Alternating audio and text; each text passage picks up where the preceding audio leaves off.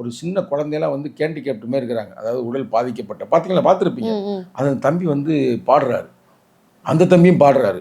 அதெல்லாம் ஒரு பெரிய சிறப்பு தான். ஒரு சின்ன வாண்டு அவன் ஒரு பாட்டை பாடுறாப்புல எடுத்தாங்க, வந்தே பாடுறாப்புல. அவர்கிட்ட இன்னும் ஒரு பெரிய சிறப்பு என்னவென்றால், சிறு குழந்தைகள் மட்டுமல்ல, வயது முதிர்ந்தவர்களும் இது பண்ணுறாங்க. இப்போ நாங்கள் பேசிட்டே இருக்கும்போது யதார்த்தமாக எனக்கு ஃபோன் வந்துருச்சு, எங்கள் அம்மா ஃபோன் பண்ணுறாங்க, என்ன ஃபோன் பண்ணலையா அப்படின்னு. அப்போ அண்ணன் பேசுங்கண்ணே அப்படின்றப்ப, இல்லை அப்புறம் பேசிக்கிறோங்க, அம்மா தான் பேசுகிறேன், ஒன்றும் பிரச்சனை இல்லை பேசுங்க அப்படின்றாப்புல.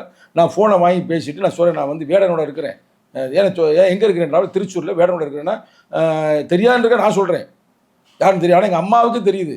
80 வயதுக்கு வயர்ந்து முதிர்ந்தவர், அவருக்கு என்ன சொல்கிறாப்புன்னா, எனக்கு தெரியும், நீ குடு வேடன்ட்டா அப்படின்னு. இப்போ வேடன்ட்ட எங்கள் அம்மா உரையாடுகிறார்கள். அப்போ வயது முதிர்ந்தவர். இன்னொன்று பார்த்தா, எங்கள் கலை இயக்குனர் ராமலிங்கம் இருந்தார்ல, அவருக்கு ஒரு ஃபோன் வருது. ஏன்னா நான் தொடர்ந்து நேற்று ஒரு 6-7 மணி நேரம் அவரோடய இருக்கிறோம்ல. அப்போ அந்த ஃபோன் யாருன்னா அவங்க பையன், அவன் பள்ளிக்கூடத்தில் படிக்கிறேன், அவனும் வேடன்ட்ட பேசுகிறேன். அப்போ ரசிகர்கள் எப்படி உருவாகிறான்னு பாருங்க.